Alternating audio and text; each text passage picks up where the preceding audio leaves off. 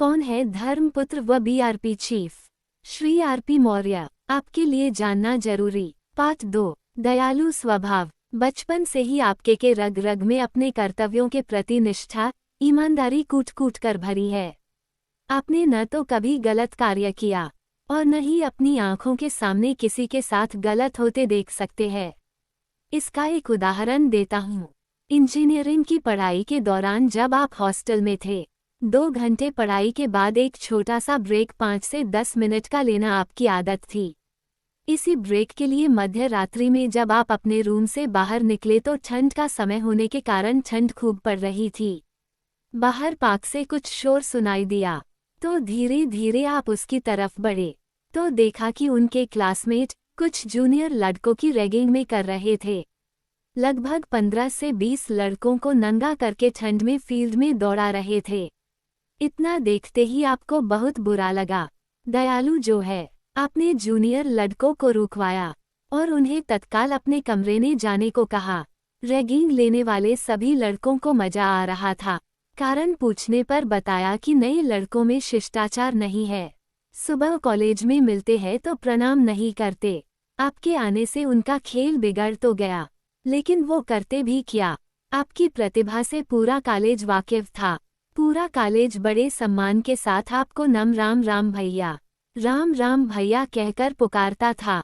अगले दिन आपने देखा, वो जूनियर लड़के जिनको आपने रैगिंग से बचाया था, बाकियों का सम्मान किया या नहीं, लेकिन आपका सम्मान करने को मजबूर जरूर हो गए।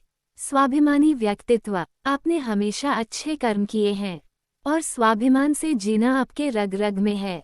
कभी किसी की गुलामी नहीं की, जबरदस्ती हाँ में हाँ नहीं मिलाया। अपने सभी कार्यों के प्रति जवाबदेह होना आपकी बड़ी काबिलियत है।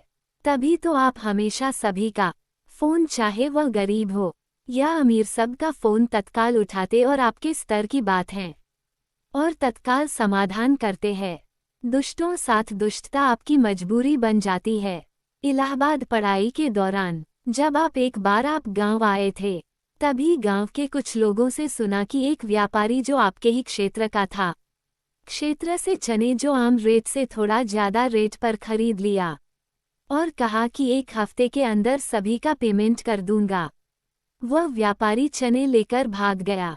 साल बीत गया, नहीं आया, कुछ पता नहीं चला। तभी आपने अपने दिमाग में ग्राम वासियों को न्याय दिलाने की ठान ली।